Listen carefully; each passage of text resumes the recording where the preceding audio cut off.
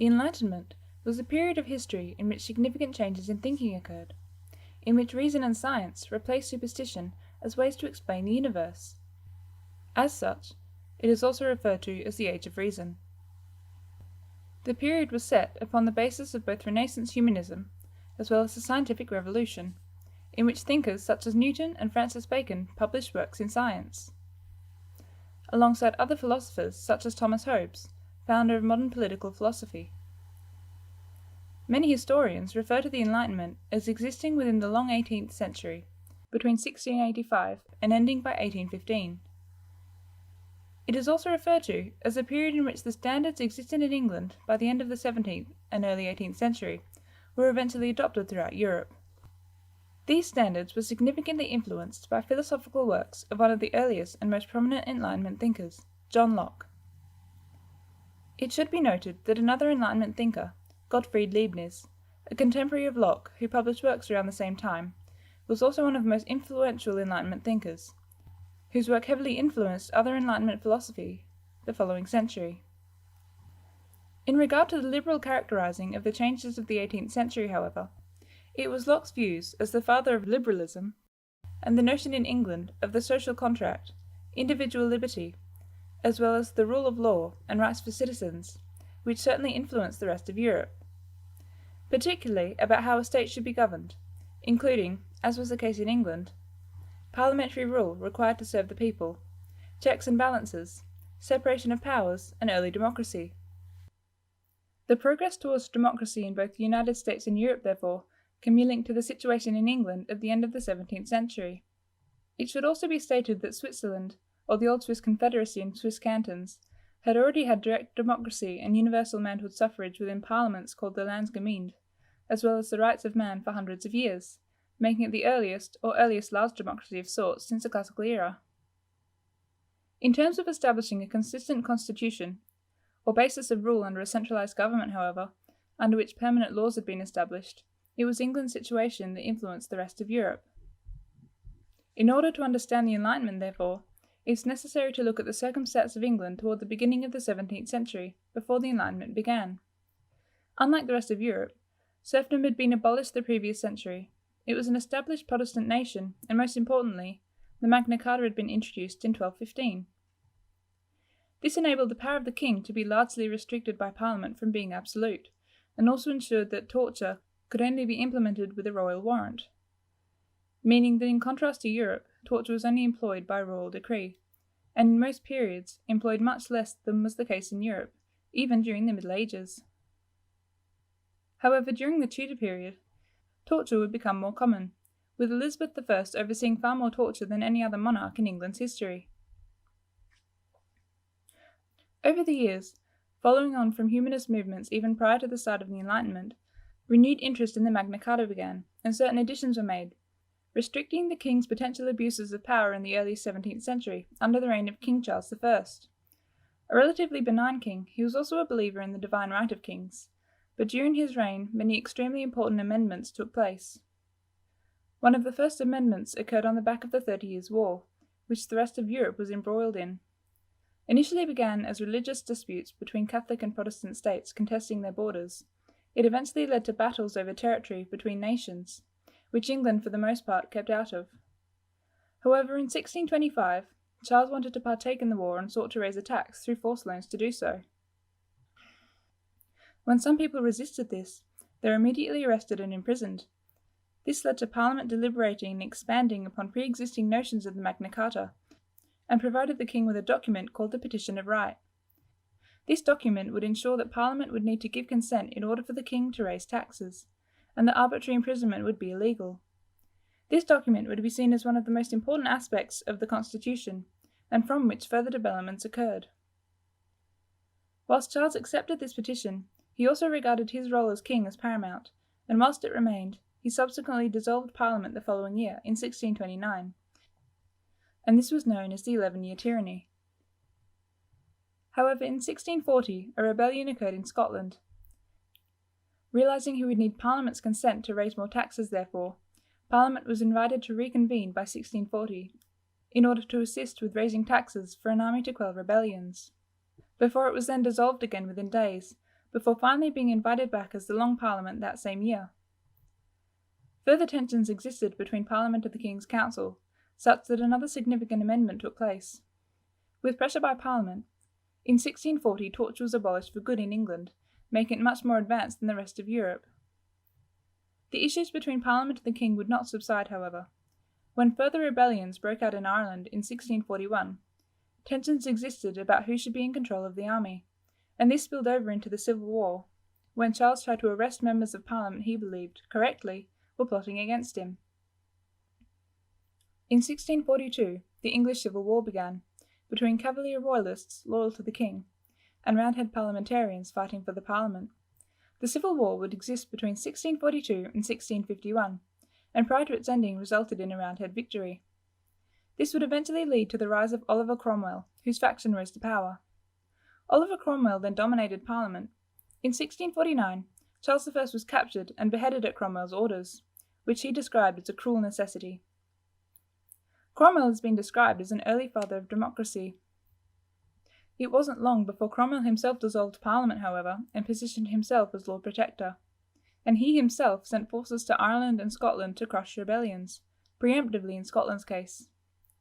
During this period, England was described as a commonwealth and functioned as a republic. In 1658, Cromwell died, which put an end to his reign and left Parliament with difficulty deciding who should replace him. After initially putting his son in his place, it was seen that he did not have the ability to rule, so eventually decided to bring back the son of Charles I, Charles II. Charles II sat on the throne with little disturbance for over a decade. Due to the experiences of Cromwellian rule and the strife of the Civil War, Parliament was happy to have a period of peace under a stable monarch. That is, however, until 1673 it became public knowledge that Charles II's brother, James, converted to Catholicism. The concerns of the royal succession beyond the reign of Charles II became prominent. This was due to a common English mindset of the existence of a Catholic plot trying to undermine the Church and English liberties, with the implementing of an arbitrary government, increasing by 1679. This was given credibility, since in 1605 there was a Catholic plot to blow up Parliament. It also generated greater concern in the mindsets of many, due to it potentially being championed by an all-powerful Catholic king in Europe, Louis XIV of France, who had already been a warmonger in Europe and potentially threatened England's sovereignty and liberties. As such, a bill was introduced by Parliament, the Exclusion Bill, to prevent this succession from occurring, but upon presentation to the King, was met with refusal to accept. Despite this, however, following further tensions between King and Parliament, another really important document was produced, habeas corpus, provided to the King, which restricted the King's ability to imprison people without due reason. This would go on to act as the bedrock to not only law in England and later Britain, but also the rule of law in many countries, which would adopt it in the following centuries. Shortly after this, owing to further requests by Parliament regarding the succession of the Crown, in 1681 Charles II dissolved Parliament. In 1685, his brother James II became king. Whilst Parliament's fears were temporarily allayed by James's declaration of his devotion to Church and State, in 1686 changes began occurring, with introducing tolerance laws for Catholics, but also following this, allowing the appointment of Catholics to positions of high office. Fears were increased further when in 1687 he too dissolved Parliament. At this time many deliberated about what to do, and a number of peers decided their hopes rested with James's Protestant daughter Mary, married to William of Orange, and as such, parliamentary figures wrote to William inviting him to invade England and depose James as monarch. This worked well for William, as he sought to gain Parliament support in his war against France.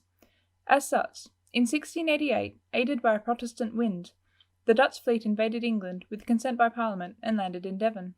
This caused wide rejoicing and anti-Catholic rioting throughout the country, and with much of James's own military defecting to the cause, James decided to flee to France, and the result was an almost bloodless revolution, with only minor skirmishes in London.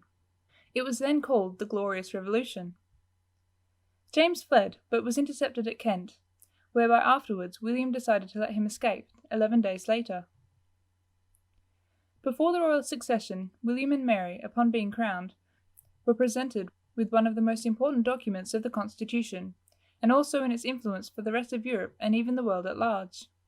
The Bill of Rights was created, significantly influenced by the liberal ideas of Locke, It sought to ensure a number of standards which would act as a bedrock for Western democracies as we know it. The Bill of Rights was provided to William and Mary in 1689, and from here on in established Parliament as the ruling body of England, subjugating the monarchy to that of Parliament.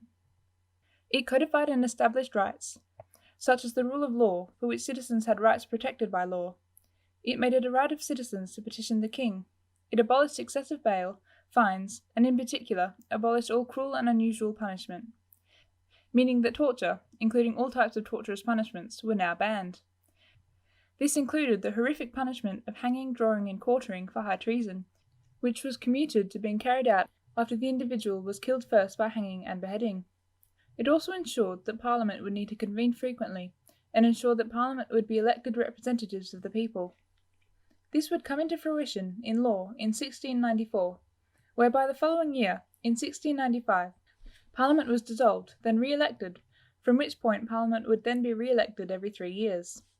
Whilst only between 4 to 5% of the population could vote at this time, the protections of ordinary citizens were still in place, irrespective of property.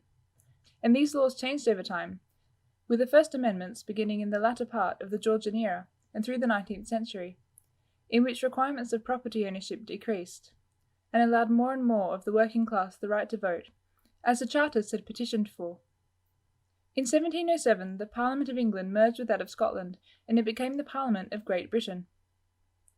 The relationship of the Crown to Parliament would be further reiterated in 1721, when the role of Prime Minister was created, who would be head of government, leading the executive body of ministers which formed government. This further diminished the monarchy's role to being even more of a formality without any power, as opposed to even participating in a passive sense to the governing of the country, that merely of sovereign, to the wielding of power by Parliament. The Bill of Rights, and the circumstances of England and then Great Britain at the end of the 17th and beginning of the 18th century, would go on to influence the rest of Europe and the United States. It would influence the US Declaration of Independence and its own Bill of Rights, alongside much of its Constitution, the French Revolution, and the Declaration of the Rights of Man and of the Citizens a century later, as well as other constitutions such as that of the Polish-Lithuanian Commonwealth in 1791, as well as influencing much of the Enlightenment in general in Europe, including liberal amendments of enlightened monarchs, such as under Friedrich the Great of Prussia, as well as under Emperor Joseph of Austria and the Holy Roman Empire. It also influenced the philosophies of many other Enlightenment thinkers, from Montesquieu, who cited England's standard of the separation of powers and incorporated this into his own work, and Voltaire, who praised England's precedent as the standard for other parts of Europe to follow. This will be talked about further in the next video, Part 2 of the Enlightenment. Please like and subscribe to be updated with new videos.